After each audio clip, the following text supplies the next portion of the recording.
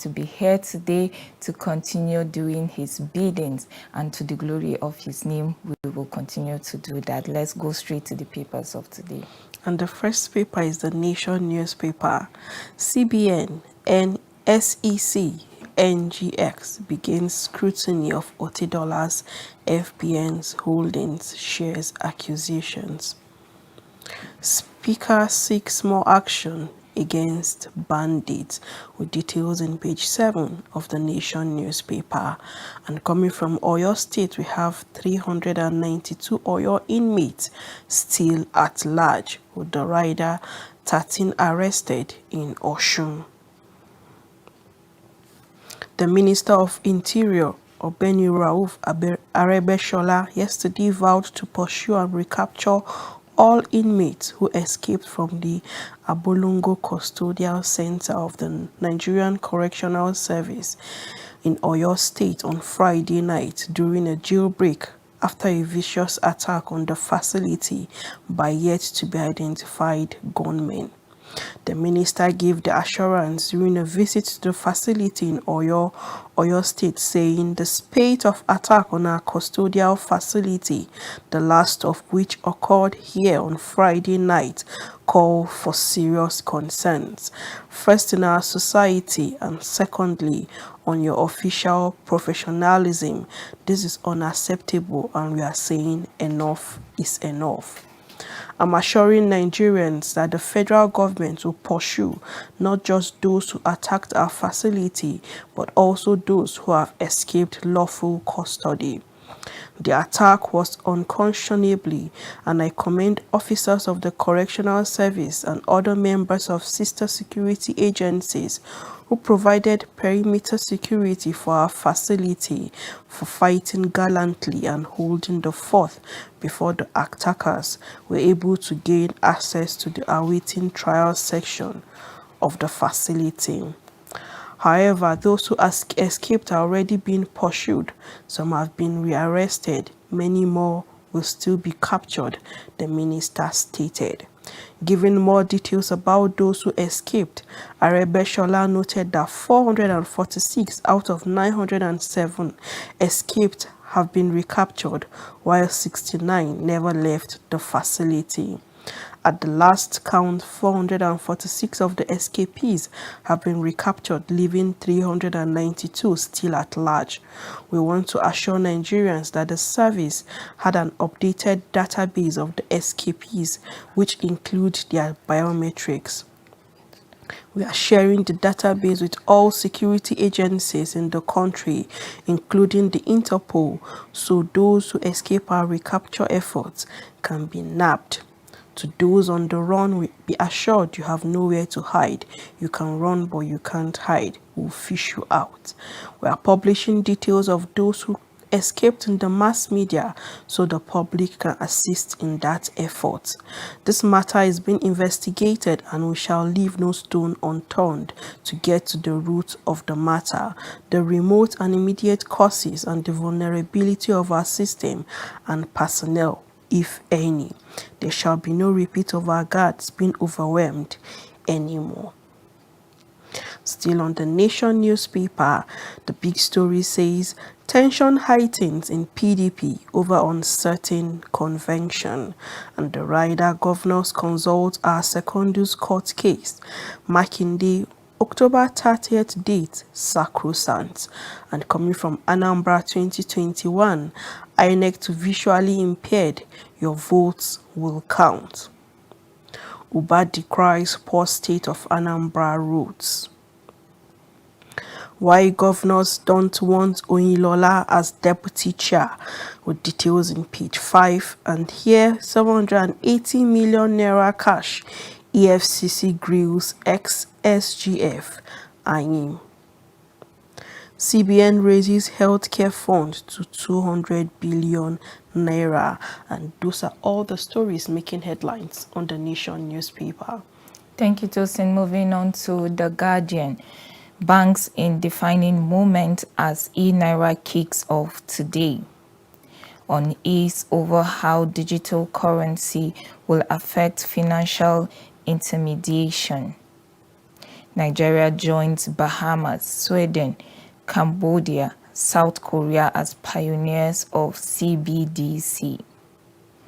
It's elitist but will enhance efficiency of payment system. We are ready for rollout, Central Bank of Nigeria insists.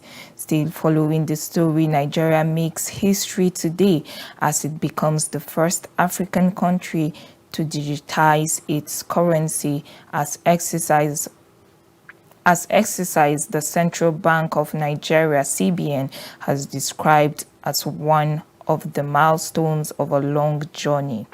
But the e-Naira takeoff is causing unease in the banking sector, even as the concept node has admitted the project could unsettle banks as it comes with disintermediation. Amid the anxiety, some experts have warned that e-Naira is just one of the disruptive technologies banks will need to accept and adapt to avoid being overrun. The launch will put Nigeria on the global central bank digital currency CBDC tracking map as the fifth country to launch a centralized national electronic money after Bahamas first unveiled its version in 2017. Nigeria's unveiling was earlier scheduled for October 1, 2021, but the Apex Bank said it was postponed owing to other national activities to mark the country's 61st independence anniversary. President Muhammadu Buhari will do the unveiling at the State House, Abuja.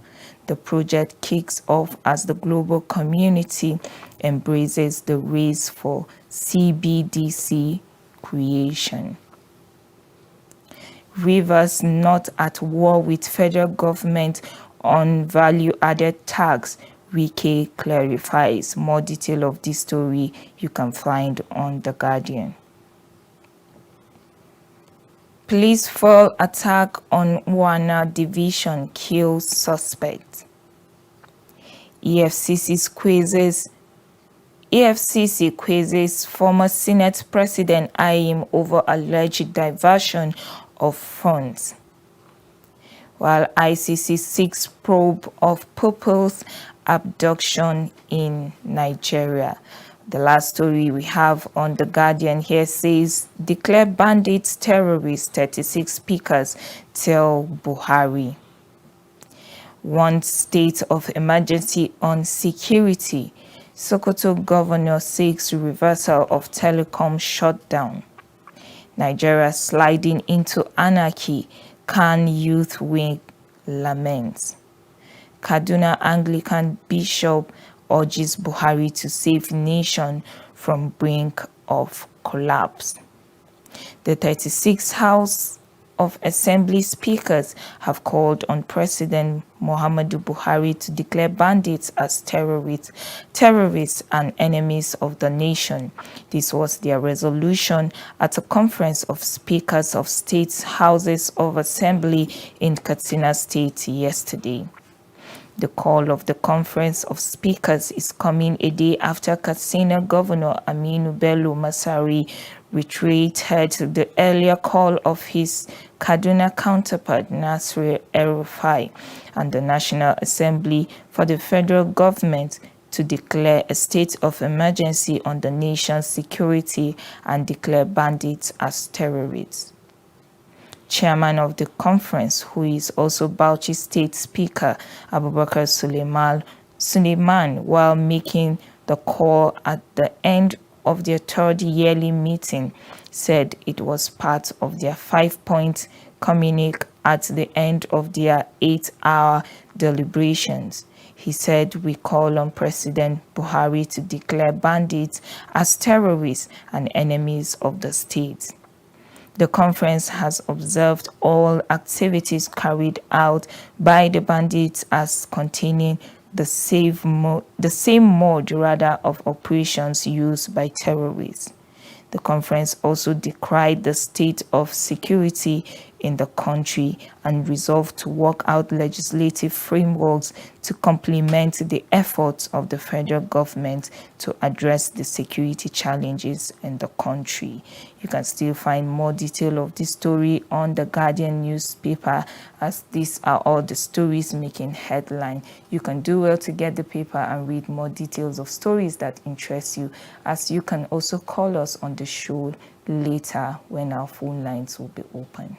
Thank you, Bob. The next paper is the Nigerian News Direct, and coming from BMO, we have Nigeria will once again surpass IMF's growth projection.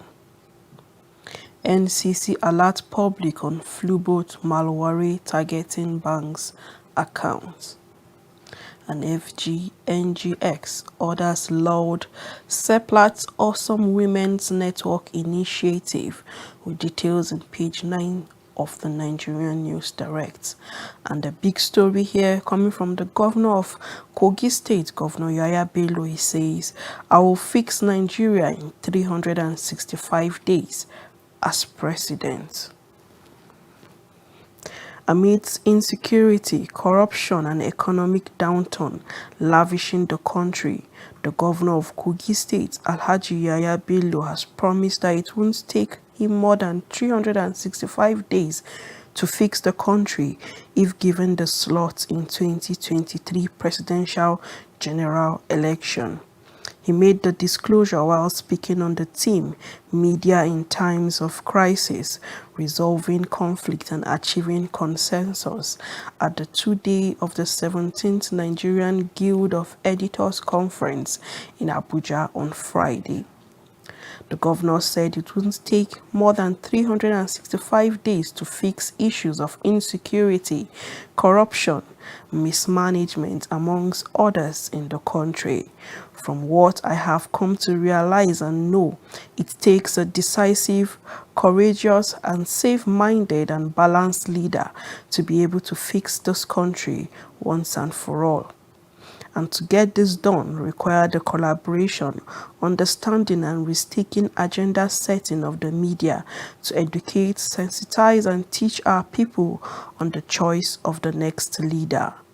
According to him, the right leader shall emerge where the Igbos, Yorubas, Hausa, amongst others, will feel the real impact of leadership.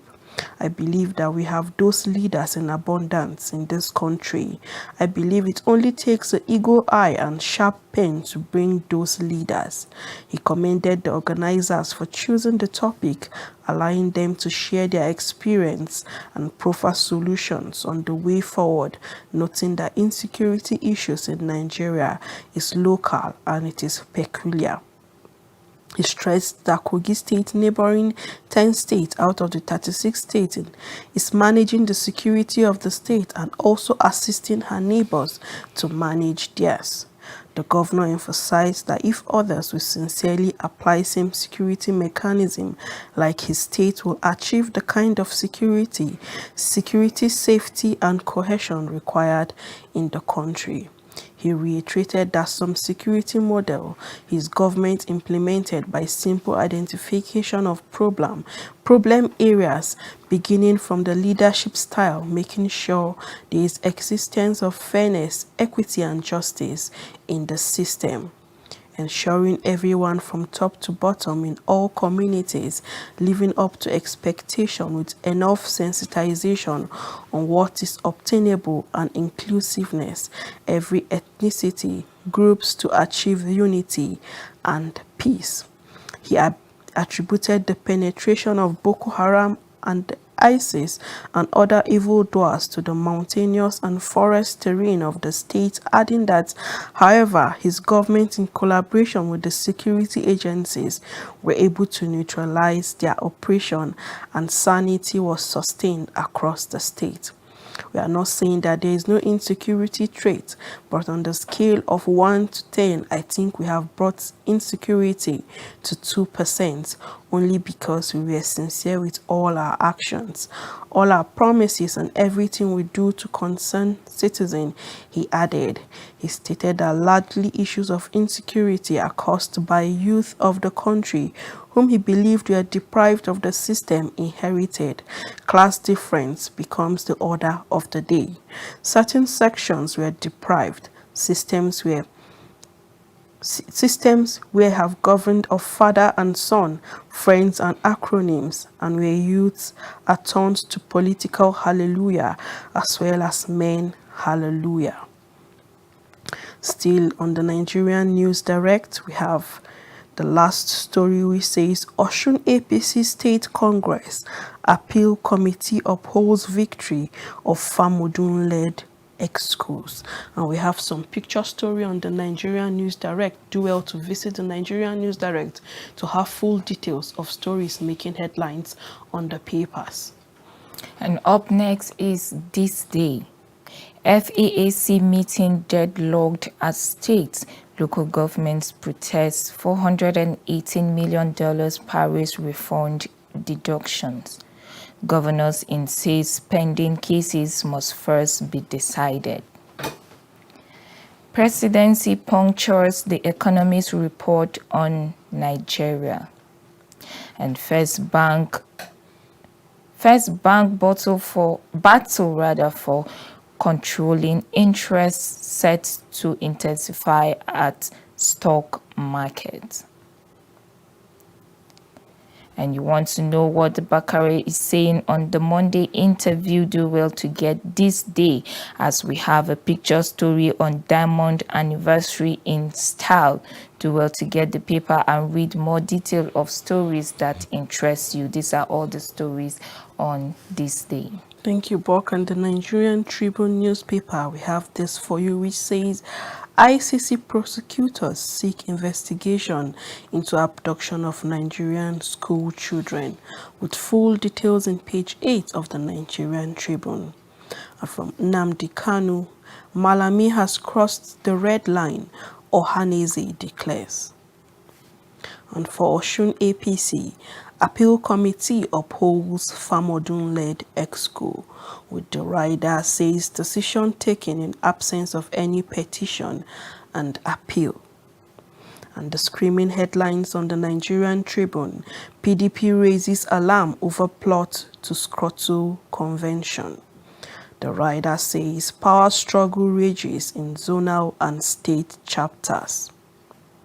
Obi, Metu, other Anambra stakeholders clash over National Working Committee post. The People's Democratic Party (PDP) National Convention Organizing Committee has raised the alarm over an attempt by some people to scuttle this weekend's National Convention of the party through a Kaduna High Court.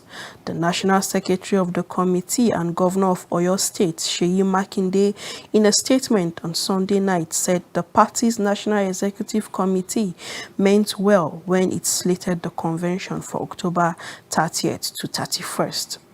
Though he noted that members has approached a court of competent jurisdiction to air their grievances, he maintained that the National Executive Committee of the PDP acted in good faith in fixing the convention for October 30 and 31st.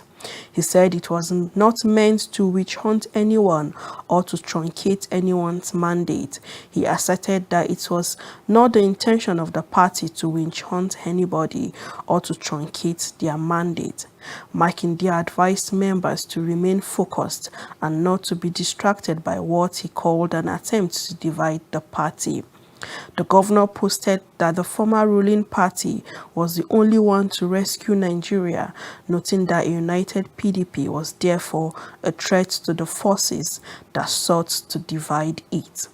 The statement reads that the People's Democratic Party National Convention Organizing Committee is using this medium to alert members of our party and members of the public that we are aware of the action of a few misguided PDP members who had approached the High Court in Kaduna in an attempt to prevent our great party, the PDP, from holding its national convention on October 30 and 31st, 2021.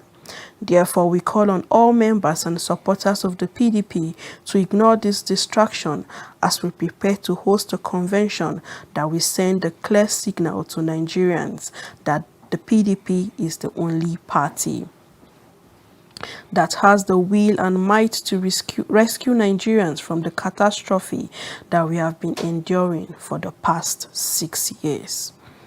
Still on the Nigerian Tribune newspaper, one suspected IPOB member killed as gunmen attack Ebonyi police station.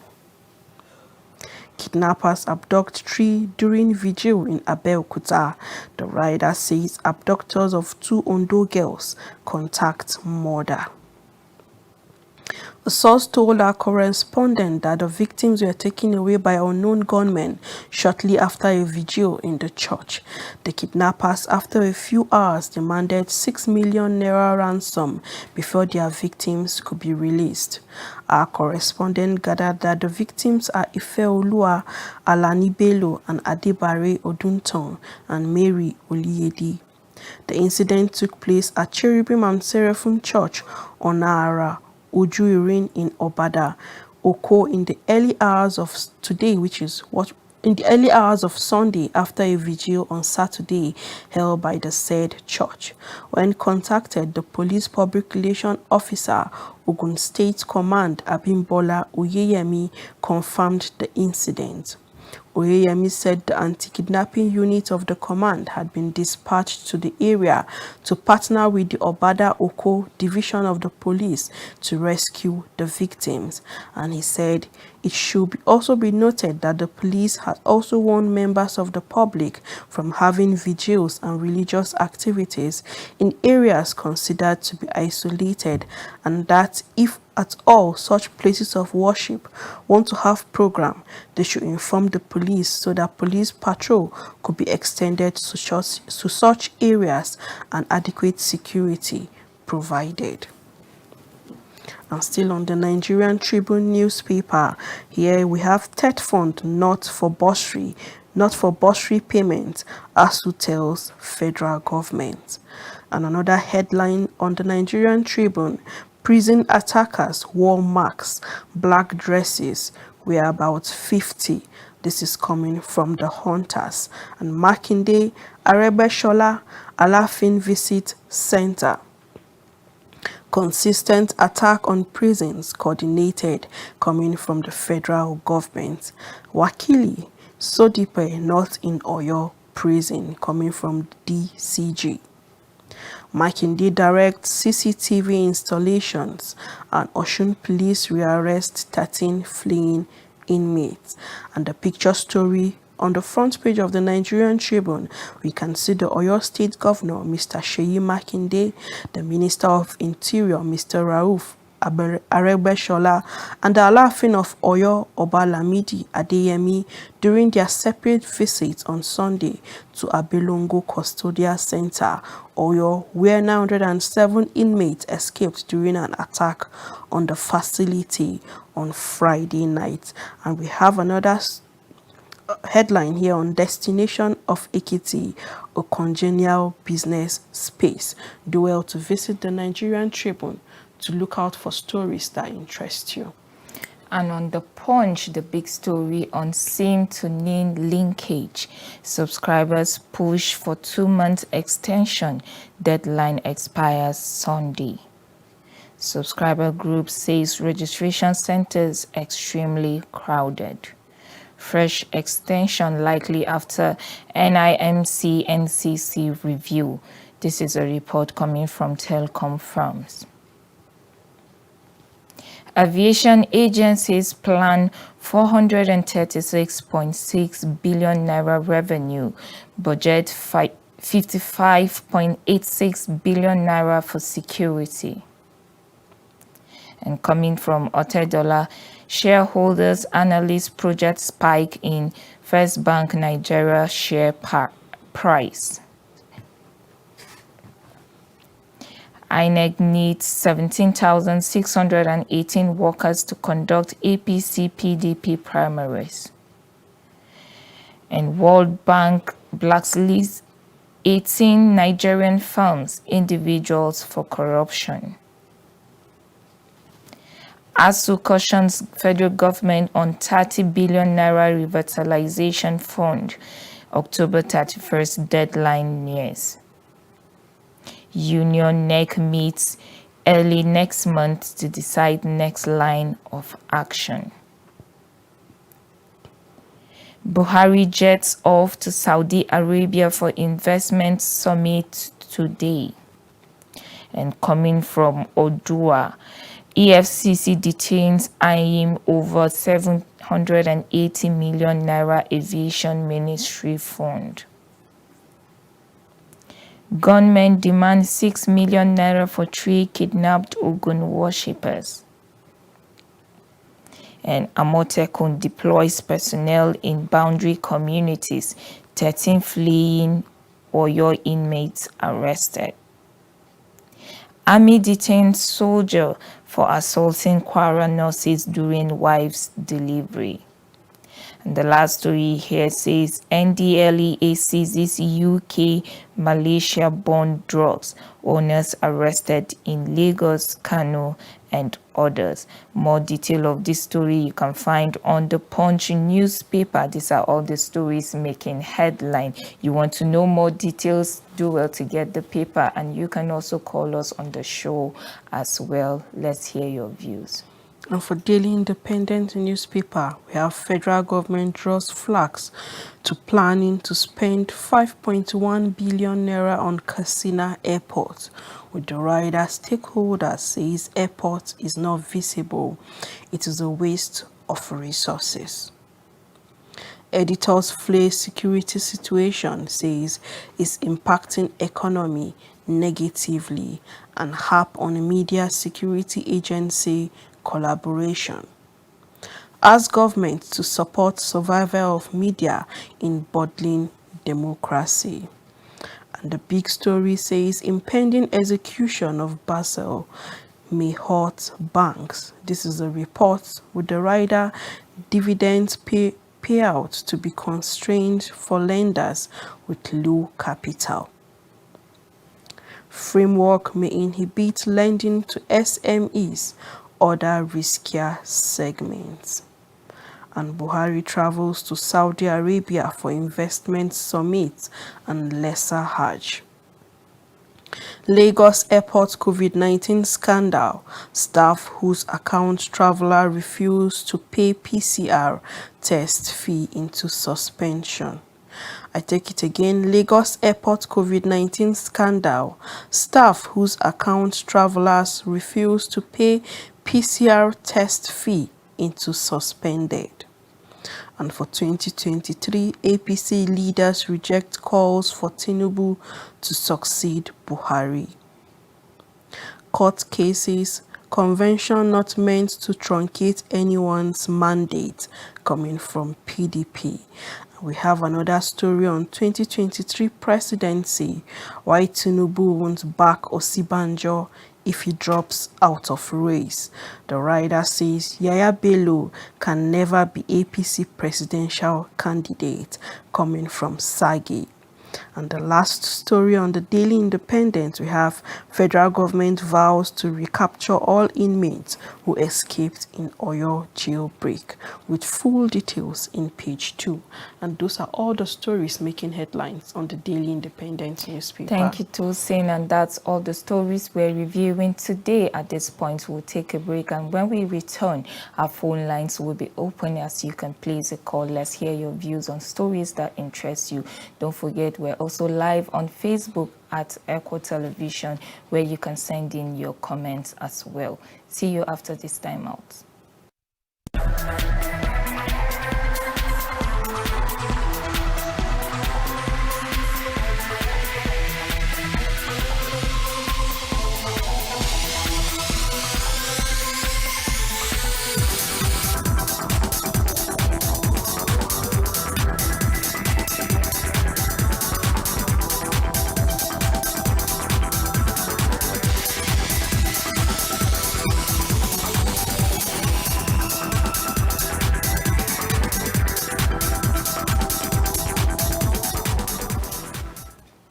You're welcome back, and many thanks for still staying with us on From the Dailies, where we review stories making headlines. We are live on Facebook and YouTube at ECWA Television. You can also call us on the show, as our phone lines are now open. We want to hear your views on stories that interest you on our national dailies today.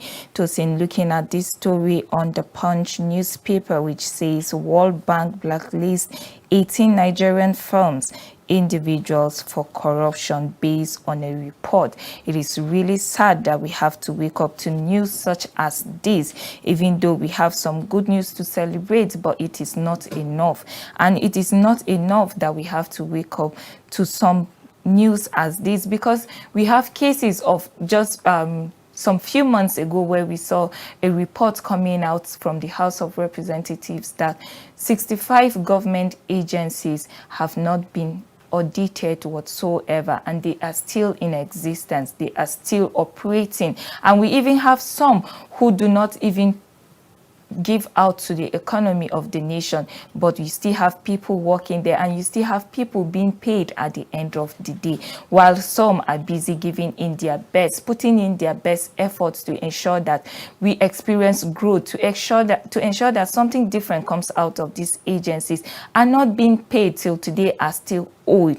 But we still have today that the World Bank has blacklisted 18 Nigerian firms and even individuals of corruption. Where are we headed at? Are we still going to continue like this? Look at what the EFCC is doing now. We have Ayim Pius Ayim being detained for over 780 million naira fraud. Why do we have leaders having cases such as this in Nigeria, and these cases still coming up on a daily basis? Why? It's because of lack of accountability, issues of audited agencies and firms still existing in our nation today, and no wonder we still have a crashing economy without any stability whatsoever or growth being experienced in the economy of the nation. That's why we'll still have cases like this always coming up on a daily basis. Look at the issue of insecurity, and nothing is being done to ensure that we reach to the end and have a resolution, have a common ground to these issues, have this understanding for us to enable growth, to ensure that we experience peace in our nation today. How will people be fine? How will youth in the nation today, going through some form of trauma and all forms of depression, be able to be stable and have a sane mind when we have all of these things ravaging around people's emotions, disrupting the peace of people? How will people think well? How will people act well? And really, things are happening in this country that we cannot fathom, and we cannot come to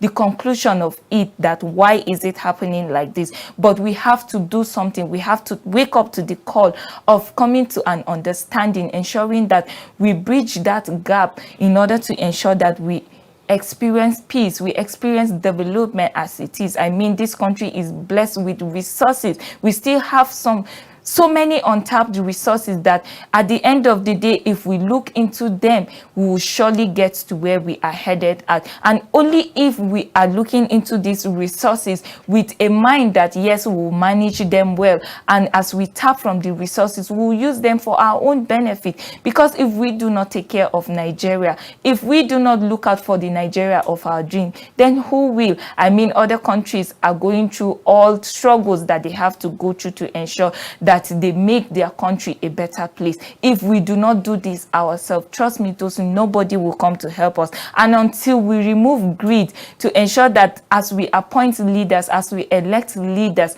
we are electing people that are coming in to ensure that they have the people's interests at heart. Their primary responsibility is to protect lives and property, not going there just to embezzle funds. And at the end of the day, we have leaders, prominent persons in the country, leaving offices, key positions, and at the end of the day, they are being probed of some funds, huge amounts of monies that are supposed to be for the growth of the nation, for the growth of these sectors that they have operate in.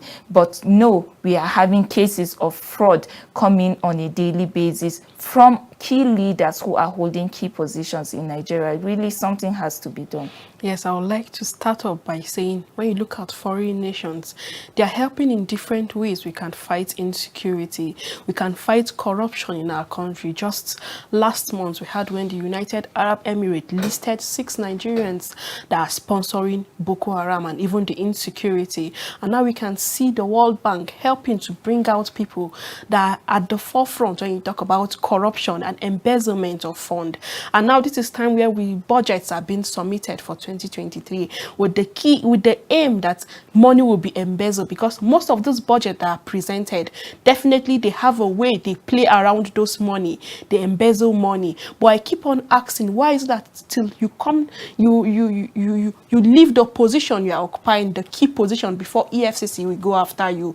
As an exemplary sector, you should go, even while they are still in that position, go after them when they embezzle money. It still goes back to issue of looking at sectors that are not audited. Why? Because even if you submit all these names to these people, but those that are supposed to go after these people, they are guilty of all those charges. When you talk about people occupying key position, they look out for ways they can embezzle money. They liaise with all this organization, liaise with all these companies to what? To embezzle money. You give them key, you give them construction to do, you give them projects to do in a country, and you see that they go after ways they can look out for ways they can give less projects and have the larger share in their pocket. You can see the way corruption is going up in our country. And still going back to what the governor of Kogi State is talking about, looking at ways he can transform the country, the nation, in 365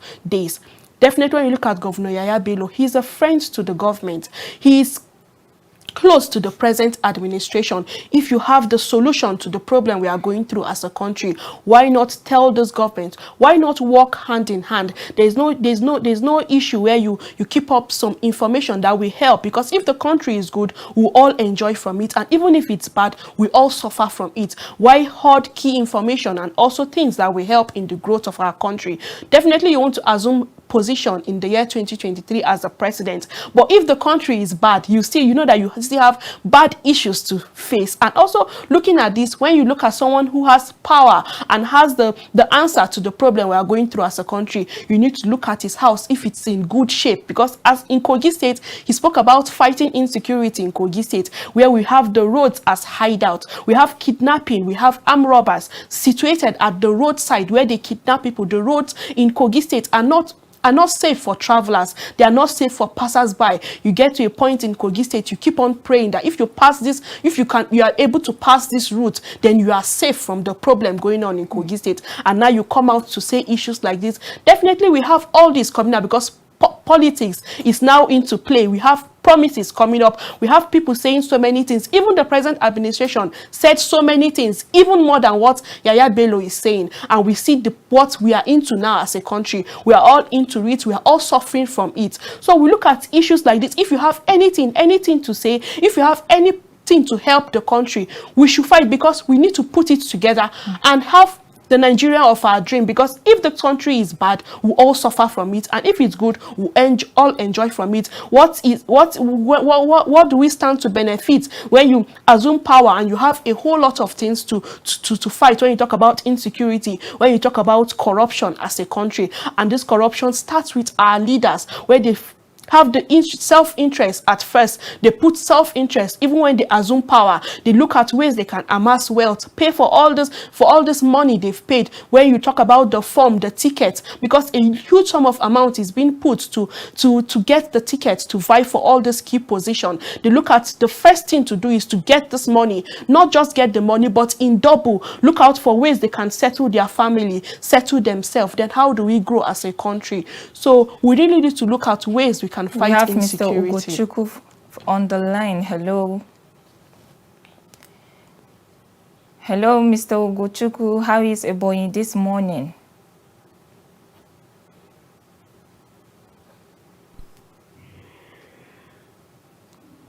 Hello. Thank you for joining us this morning. We can hear you clearly. Please go straight to the point. I want to talk about insecurity. in the country. 36 governors say that they only have to declare bandits. I wonder why people will be giving him advice to declare bandits. I think as a good leader, he should know what to do at the right time, not people telling him. People are dying, resources are being wasted, and he's just waiting for people to tell him that bandits are terrible. He is of course. Thank you, God bless.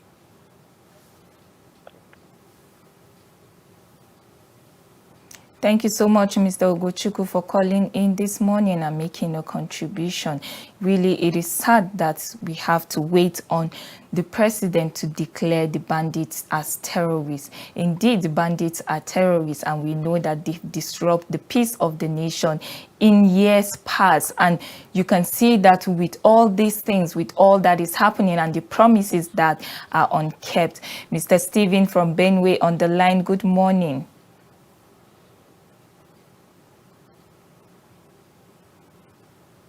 Hello, Mr. Stephen, can you speak up, please?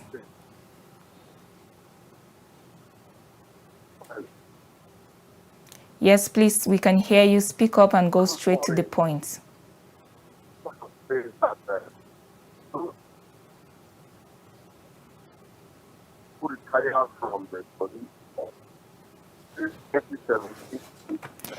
We can't hear you clearly, Mr. Stephen. You can do well to call us back.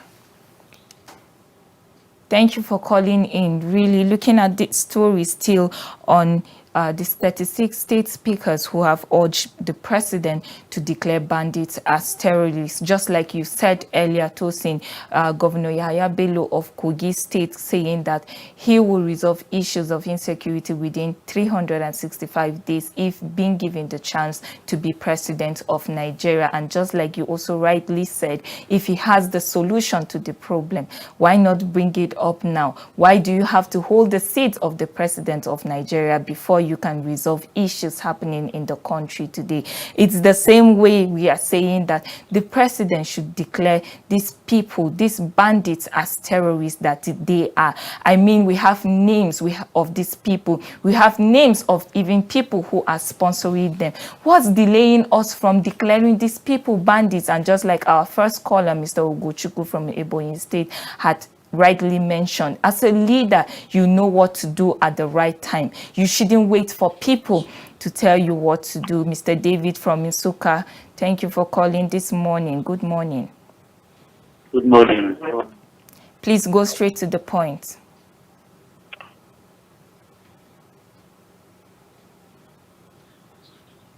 We lost Mr. Steve there, and really, we don't know where the country is headed at, but we just pray that the resolution to all these issues will come someday soon. And it can only come when we join our hands together to ensure that we take on the right step to battle these issues of insecurity. Not just about insecurity, but people taking their responsibility seriously. And let's also put first accountability in all that we do.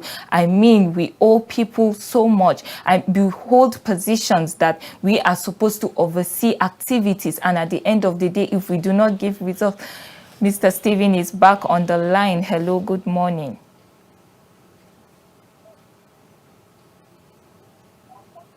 Hello, Mr. Stephen, can you speak up, please? Yeah, good morning. How is everybody? Good morning. We are okay. Please go straight to the point. Yeah, I'm telling you that for insecurity to, they have to get up police acting and people say now, like some tired 20 and 20. Their national housing fund money, what they at that money that was considered from our salary.